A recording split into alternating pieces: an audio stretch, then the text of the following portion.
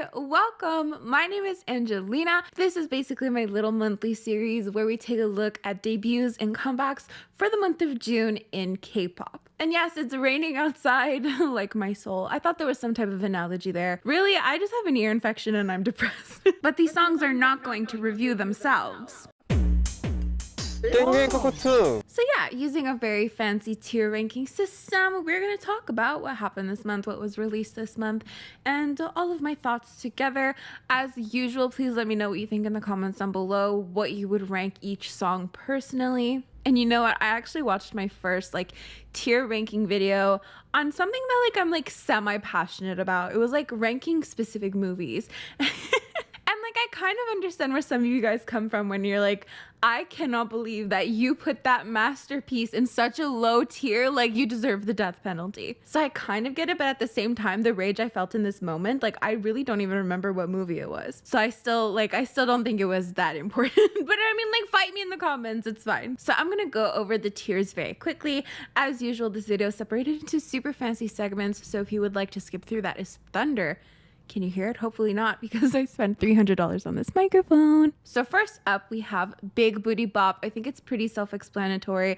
These are just songs that I love. I'm very obsessed with. I will play over and over again for an hour straight. And they tend to kind of stay on my playlist. So for example, last month I said that TXT's love song is Big Booty Bop, and it's still on my playlist to this day. And I love it. And below this, we have Cup of Milk, which despite the title is actually still pretty good. These are songs that I may have downloaded, but maybe I'm just I'm not super, I will not die for these songs. These songs still make it onto the playlist, but they have a bit of a shorter shelf life. So maybe I'll listen to them for a couple of days up to a week.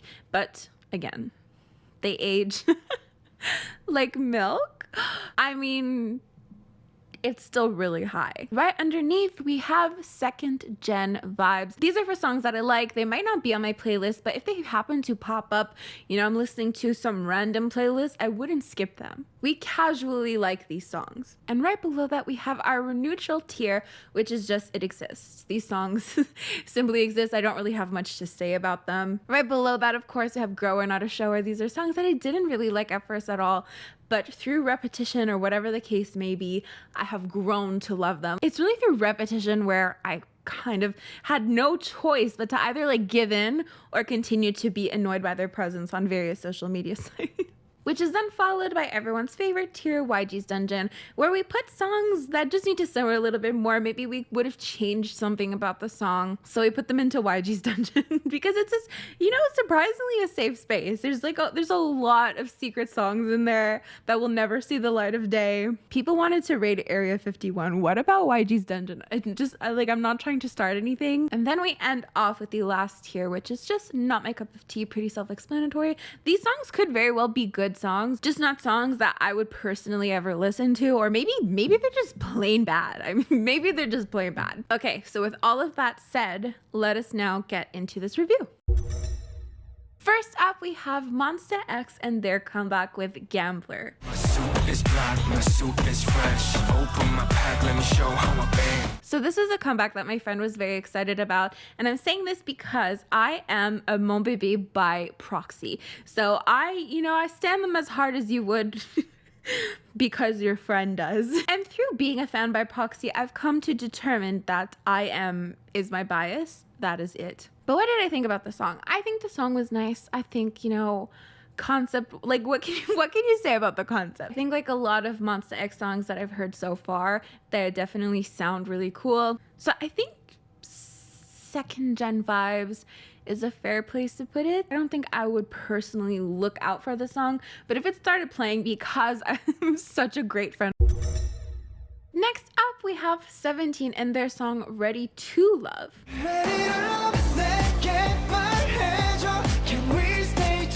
All this time, I've been waiting for the wrong Ready to Love. Yes, that is right, my friends. 17 beat Blackpink to it. You know, who would have thought? Never in a million years would I have predicted this could happen, that someone would have beat Blackpink to releasing a song called Ready to Love or Ready for Love. You know, I'm devastated. I'm really looking forward to it. F in the chat. That was literally the best joke I could have come up with. I'll see myself out. Okay, but no, 17's Ready to Love. I predicted that I wouldn't like it. I'll be honest. 17's discography is not one that I've fallen in love with. It's not one that I really enjoy. And it's nothing against 17. Like, I have people in my life who are carrots, who are trying their darndest to get me into the carrot fandom. But you know, sometimes a discography just doesn't really click. But I am as well a carrot by proxy. So I see a lot more of 17 than I would if I wasn't. In fact, the one other 17 song that I think I really vibed with was Trauma. Correct me if I'm wrong.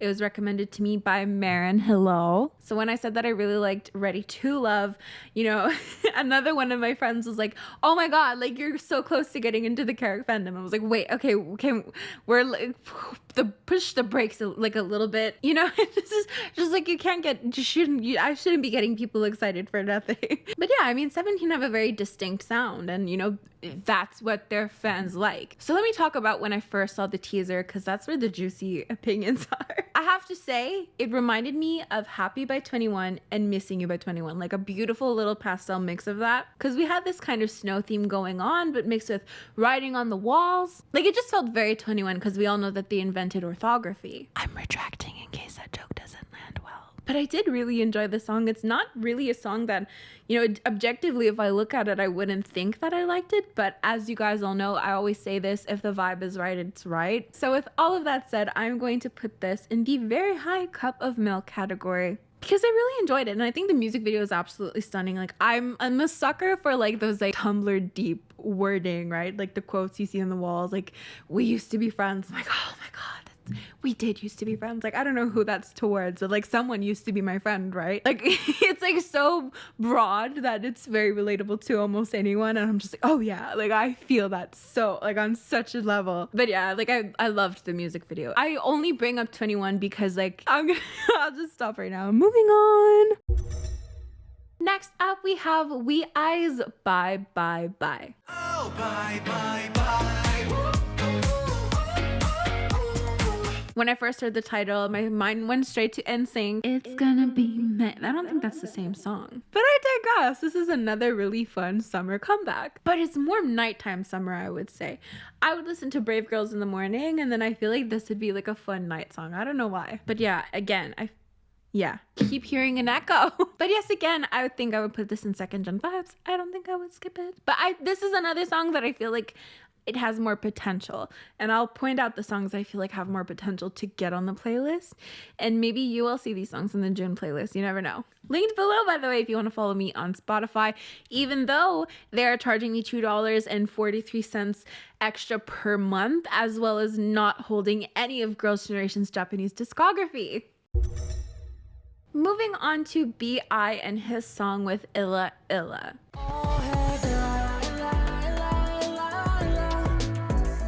So right off the bat, it was kind of one of those songs where I was like, I really am intrigued by these instrumentals. I really think I would like it. And I can't say that it disappointed at all. I think it's a really easy listen. Like, it's a really fun listen as well.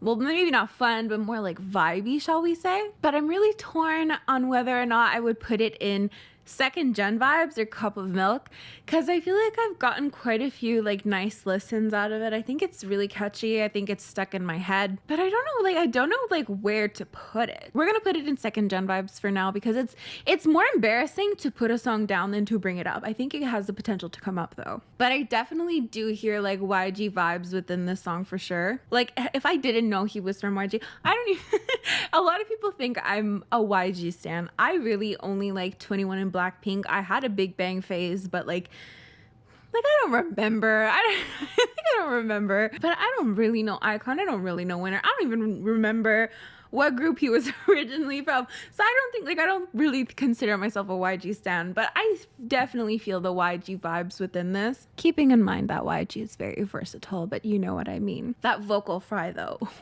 Oh my god. Introducing Cube's new girl group Lightsum and their debut with Vanilla.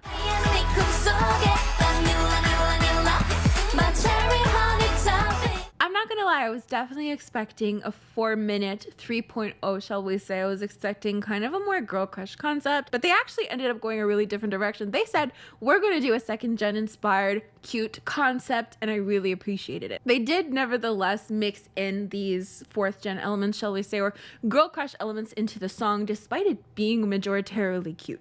You would think Vanilla is mostly cute, and before even listening to the song, I thought it would basically be a cute concept. But then when I finally heard the whole song and watched the whole music video, I was like, where did this random beat drop come from? Where did this random rap come from? Like, it felt a little bit out of place, admittedly. Nevertheless, I do think it was still fun and innovative.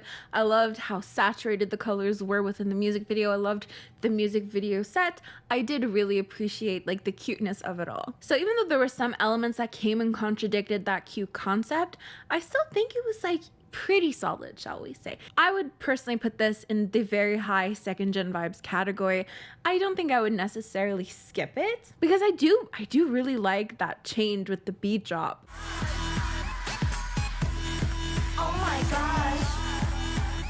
Which is rare. I usually complain about that. I know people are gonna call me out on that. I mean, it's no next level, but you know, like it was still pretty interesting. So I'm gonna give it 2nd gen vibes.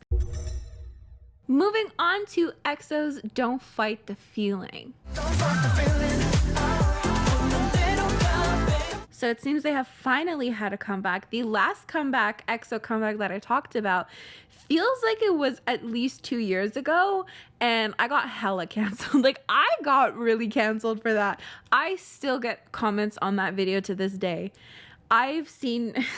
I remember a specific tweet that said, like, this girl must have gone into K-pop yesterday. And I was like, oh boy, like, I'm not the K-pop fetus here, you guys are. Talk about the level of disrespect, let me tell you. Imagine thinking I'm not an annoying 2nd gen stan. Like, what? Can you repeat that for the rest of for the rest of the community to hear out loud, please? Thank you. But alas, I actually really liked Obsession. I gave it very high praise. I got canceled, however, I think for the thumbnail, probably the title too. K-pop fans really don't like the word familiar, but I digress. So I'll be very careful with this.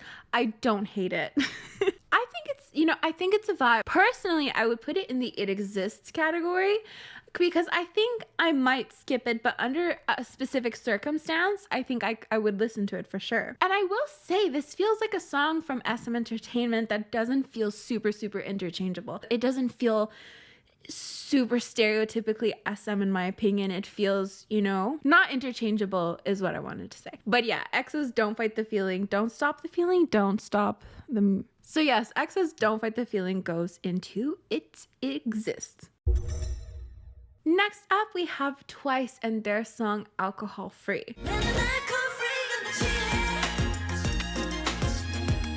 Now, I've already made an entire video reviewing Twice and their song Alcohol Free. You can go check it out. I will leave it linked somewhere here. But I do have more to say about this. So I do love the song. I did listen to it quite a bit. Cup of Milk for sure. This is Cup of Milk territory, no doubt about that. You know, it's really nice to listen to. Hana and Momo naming off random mastering still gets me every single time. I love, you know, the choreography, champagne, wine, tequila. I think it's great, but I do have a confession to make. So every time I look at the title Alcohol Free, I try to sing the song and I get it wrong every time. Like, I listen to the song every day and I can't get it right. I keep singing like alcohol free and I don't know where I got that from. I don't know what that is. Like, I don't understand. And then it takes me like a few tries before I get to like na na na coffee. So in pointing that out, maybe I do deserve to be called the Twice auntie, though I have a vlog coming out later on which will prove otherwise. Please anticipate it. Next up, we have Pink Fantasy and their song Poison.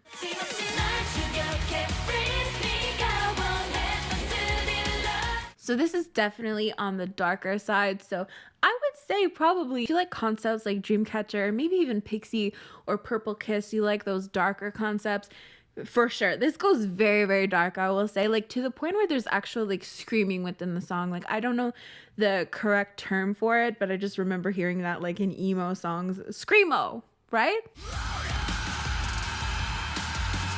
And it was quite catchy. I would for sure put this song in second gen vibes, I think. I think the music video was beautiful, very creepy. So if this seems like something you would like, I definitely recommend you check it out.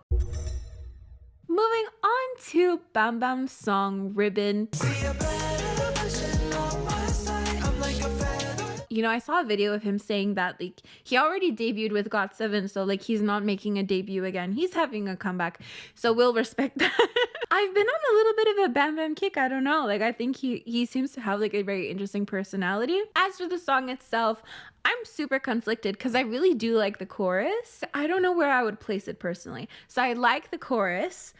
I don't personally like the singing of ribbon, like the word ribbon. It's not my favorite, but otherwise it feels very vibey. I feel like I use that word a lot, but that's the only word I can think of.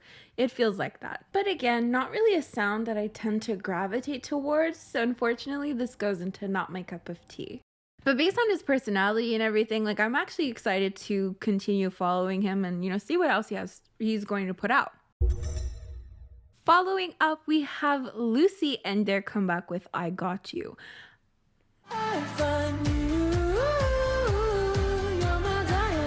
Now, sometimes when I don't know the group very well, I'm a little hesitant to say like comeback or a debut. I feel like I've heard of Lucy before, so I don't think it's their debut. But if you know more about them, feel free to let me know in the comments, and other commenters and viewers know more about them. So though I don't know much about them, I thought let's take a gander this month. So the opening of the song felt quite charming and interesting, and I think the song fits into this weird kind of space where, you know, it does sound good. There's nothing that I would personally change, or there's nothing that really sounds off, right? I don't have anything tangible that I would say that I would want to fix this song, because I think it sounds nice, but it's not a sound that I would personally be drawn to or listen to. So I think I would put this song into not my cup of tea. But again, if this sounds like something you would like, definitely go and check it out. Next, we get to talk about Brave Girls and their summer comeback.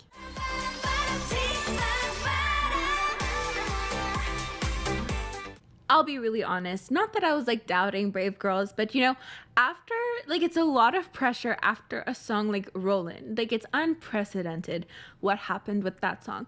I think they released it in 2017, and then suddenly in 2021, that makes sense. Then suddenly in 2021, it's making this random ass resurgence. You know, it's like it came out of nowhere and it really changed their lives, right? It changed our lives too. Anyways, so admittedly, I did think to myself, like, how can that be topped? How can one top a song like that? Because it's unprecedented. It's never happened before. So in all technicality, you wouldn't be able to. But I think rather than quote unquote topping that song, they've made an, shall we say equally? I don't know. I will explain. I did show both of these songs to my mom, and she claims they sound the same. So, you know, can we say equally as good? Maybe. My mom said that. Don't come for me. But I do think it's another fun summer song, and I'm really excited that it exists. When I first heard it, I remember thinking, like, there's some magical elements in here. And I did really love those magical elements, but I thought, you know, maybe second gen vibes, to be honest. Like, I'm not sure that it's a love at first sight. But then, for whatever reason, I just started, like, I randomly thought of the song and I just went and listened to it another time. You know, we have to understand, like, the first time I listened to this song, I was with my mother. She's a twice auntie. She hates anything cute, and this is borderline, like, it's like summer cute, right? I just feel like her negative energy. But the second time that I listened to it, I just felt so fluffy inside. And like, this is the epitome of summer. Like, they literally said we're summer queens, right? This song like makes me feel like a beach. Like, it's raining right now. I have an ear infection. But like, if I start playing this song, I'm gonna, like, it's like who actually needs to go on vacation? It's classist and elitist anyways. But back to Rollin' and Timaparam sounding similar. Do they sound similar? I would say so. I mean, they feel like both very specifically summer songs. But did Brave Girls single-handedly save this summer twice in a row? Is it the same year? I have no concept of time. Rollin' came back up into the charts this summer, right? So without further ado, we are definitely going to be putting this song into Big Booty Bop. I think it just deserves it. Like, what can I say? Next up, we have Onewe and their song with Rain to Be.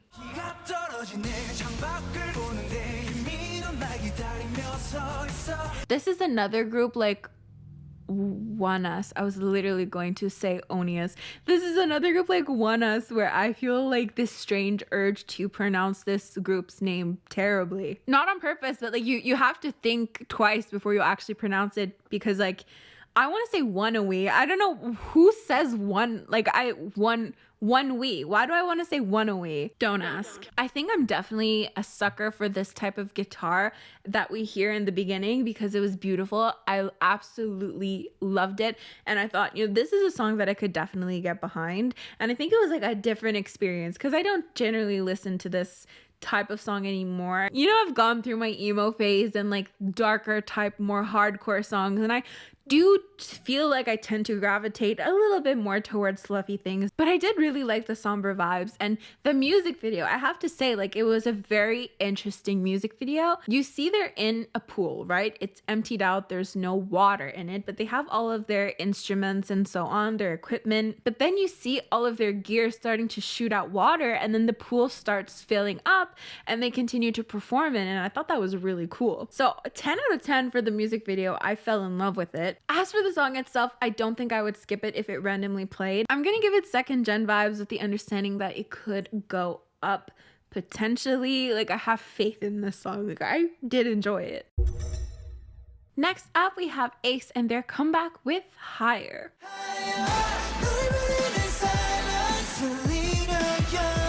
So I really love the concept and I thought the music video was good. However, the issue remains with the fact that when the chorus comes on, it feels like two songs are playing simultaneously. Like, when I first listened to it, I was legitimately looking through my tabs wondering what is playing at the same time as this, before kind of realizing that the chorus was just simply quite busy. So I'm gonna have to go ahead and put this one into YG's Dungeon. I would just tweak the chorus a little bit. Next up, we have Mamamoo and their song Where Are We Now?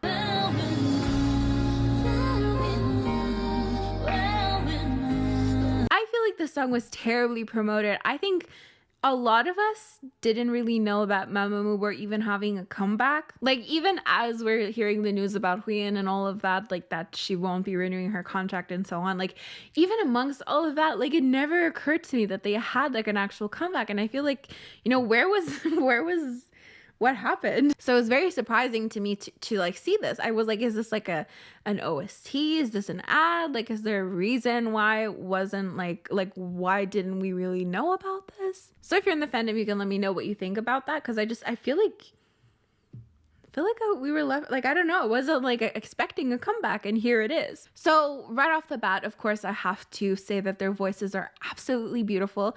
I could like honestly picture this in like a Disney movie. I don't know why. Again, like a nighttime kind of vibe, like very, like a lot of self-reflection. Someone's like finding themselves. I don't really know. So because like that's the thing. Though it sounds nice, I don't think it's a song I'm drawn to, so not my cup of tea. Next up, we have Woosung's comeback with Lazy. Lazy.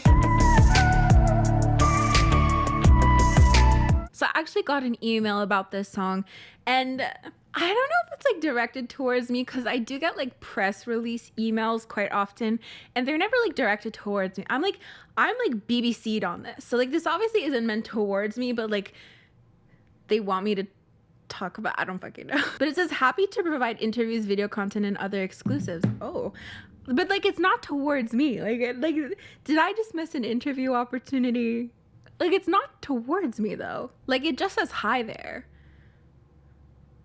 That's a very general email. Did I miss an interview opportunity anyways? But you know what? They took the time to BBC me on this, so let's take a look at what they had to say about the song. The Roses, Woosung releases ultimate Southern anthem Lazy, featuring Show Me the Money rapper Reddy. Lazy marks Woosung's first solo return since 2019, this time as an entrepreneur behind his own independent effort. I have always been lazy in some ways, pushing things off that didn't interest me as much. The only thing I wasn't lazy for was music, so I wrote a song about it. I think we can all relate to our inner laziness and appreciate both when we are being lazy and being productive. Balance is key. So I would say the vocals of the song are absolutely beautiful, and I do really like this song. I particularly have taken, note of the emphasis on the A sound when he says lazy. I think that's really nice. And it's definitely vibey. So I think I would put this in second gen vibes. Like, I just don't really think that they would let me interview him. Like, it doesn't feel real to me. It just doesn't seem real. They provided me screenshots from the music video. Can you imagine me like interviewing a K-pop idol though? Like, no offense, I just think I would be terrible at it. And like, what if I hated the song? It's like, oh, I would put you in YG's dungeon. It's not my cup of tea. No one's gonna let me interview them. That's why it's very sus. Or did I miss an interview opportunity? Who knows? But I was BBC'd on this email, so it was not even to me. Next up, we have Epex and their debut with Lockdown. Party on lockdown. 모두가 pay, only for fame. I thought this was pronounced Epex. Epex? Anyways, I was like, they have to change their name because if it's written in Korean, it's gonna sound like FX. I was really enjoying the song, to be honest with you. Like, one of those songs where from the beginning you're like, this sounds really good. I hope it doesn't disappoint me. However, we get into that chorus and I just, I get kind of lost, to be honest with you. See, I'm not opposed to beat drops. Like, just do a beat drop. Sometimes you don't need a vocal chorus, despite what these so-called music experts say on Twitter. I swear to God, if I hear another person come after Teddy for doing beat drops, I'm gonna lose it. It's okay. You don't always need a vocal chorus. So what I would have done is just the beat drop. We don't need these vocals. These vocals are really what did it for me to not love the song. And so I would personally put it into YG's dungeon. No, it's kind of the SM vibes of the singing in unison type thing, but it just doesn't work for this kind of hardcore concept. It's like if SM and YG tried to make kind of a song together that just didn't really mesh together. That's what I would describe this chorus as. Next up, we have Loona and their much anticipated comeback with Paint the Night. Huh? Paint the Town. We about to paint the town. I think I would put this song in either second gen vibes or cup of tea. I'm not really sure as of now. I think it's really catchy, so we'll do second gen for now, with the chance that it could go up to cup of tea, because I do really like the intensity and I do find it quite catchy. And then we have Queen Wasabi's song J Park. Is it okay to talk about this? By the way, at the very least, can we just say it was interesting? Now, the reason I'm putting this on here is because, grower not a shower, for real. Because K-pop stans played this song way too damn much on TikTok, and I do not take that. I stand by what I say. It was overplayed on TikTok, and of course, if you're going to hear something 18 million times a day, if you go on my TikTok and you go to my profile settings, the number of TikToks I have watched is embarrassing. And to know that there's a good chunk of those that feature this song, there's no way you wouldn't at least ironically like the song. There's no way. The fuck I know. I would just be going about my day and against my will, it would be stuck in my head and I would be singing about goddamn J Park. And I think that's the only reason the song is even ironically liked, because it's so why are you singing about J Park? Or you're singing about your... Anyways, so yeah, I would have to say that this song definitely goes into grower not a shower. Okay, so now that we're done with the review portion of this video, let us move on to my playlist portion where I show you guys all of the songs I've been listening to this month, whether or not they came out this month. So the first couple of songs are songs that we talked about last week, except for Blackpink's Ice Cream, which was just a fun little song that I really enjoyed. We also have TXT's Love Song, which has still remained on my playlist. But then, my friends, I was in a good for you mood. So I obviously have heard this song a lot on TikTok, and I thought I would like it. Like, I don't know why I didn't try listening to it sooner. Like, it seemed like a song that I would enjoy. So I finally listened to it and it ended up on my playlist. My Name's Message, a classic. Sometimes I feel like I'm a fake Blink or something because the Blackpink songs sometimes don't show up on my playlist. But this month I was like, I've redeemed myself. There's 3. I think there's more. Wait for it. I Can't Stop Me English version. Stacy's So Bad. So I think I had originally put this song into second gen vibes category.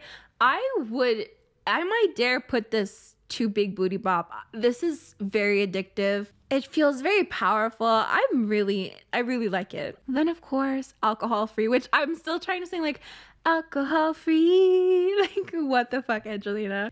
I remember when Lips on Lips by Tiffany came out, and I thought it was a nice song, but it really took me until now to like, I just randomly thought about it, I think, or I heard like a snippet of it and I'm like, this is it. Like, this is a beautiful song. I listen to this so much. The vocals, just everything. It just puts you in a very specific mood. If you haven't heard this song, I definitely recommend you check it out.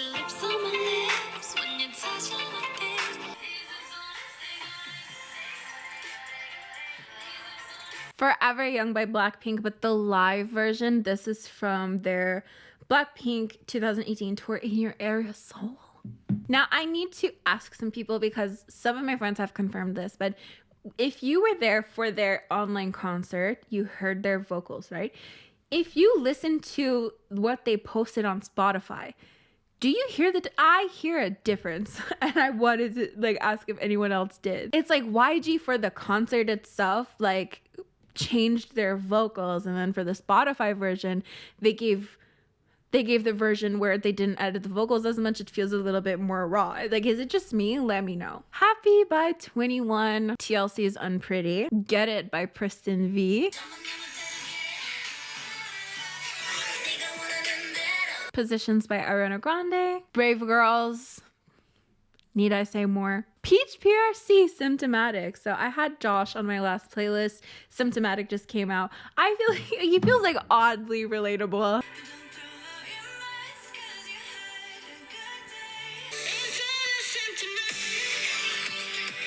So yes, those are the songs currently in the June playlist. I'm considering adding Illa Illa by B.I.